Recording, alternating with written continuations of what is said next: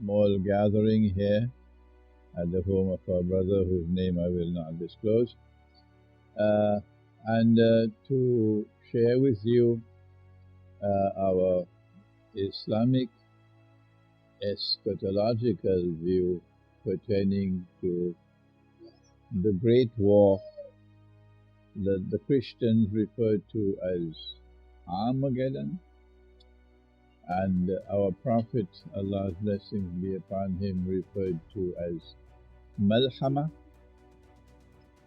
and which is going to be a war like no other war has ever been, and most certainly no other war will ever be.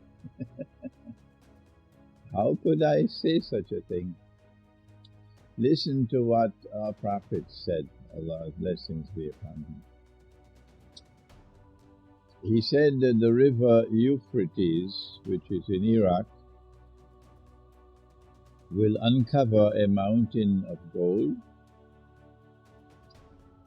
and that people would fight for that gold. I have to speak slowly, even though I'm speaking to an English-speaking audience. It's nice to be speaking to an English-speaking audience, and I don't have to speak in French with my broken French or my broken Urdu or so.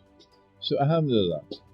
But the problem is that it's sometimes difficult for people to absorb something new. So I have to speak slowly with the hope that it might penetrate, be absorbed. That the river Euphrates will uncover a mountain of gold, and that people would fight for that gold, and that 99 out of every 100 who fight for that gold, therefore, who are combatants, would be killed. There's never been a war in history in which 99% of all combatants have been killed, and only 1% has survived. And each would say, I will be the one who will survive. And so they enter into that war not knowing what's going to be the outcome. This has to be a war which uses weapons of mass destruction. It cannot be conventional warfare, no? There's never been a war like that in history.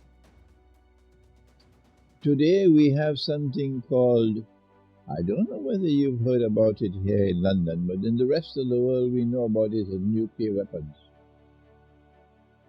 and thermonuclear weapons. Have you heard about it in London? Nuclear weapons? Oh, good, fine. I'm happy to know that London knows about it. London is a very busy place, you know. So there are weapons called nuclear weapons and thermonuclear weapons. And it was the Russian defense minister just said we need to send only 2 of our missiles to, and Britain will be gone with 2. The whole of Britain will be gone with 2. They just send that message. So these are weapons never before used in history. That's the state of military science today. So each would say, I would be the one who would survive, not knowing who is going to survive. But those who believe in the one God and who belong to the community which follows Prophet Muhammad, Allah's blessing be upon him, who are called Muslims, when in fact anyone who worships the one God is a Muslim. But we have hijacked the term, so we are the only Muslims. The Muslims must not touch that boat, so we are not going to be in part of that war.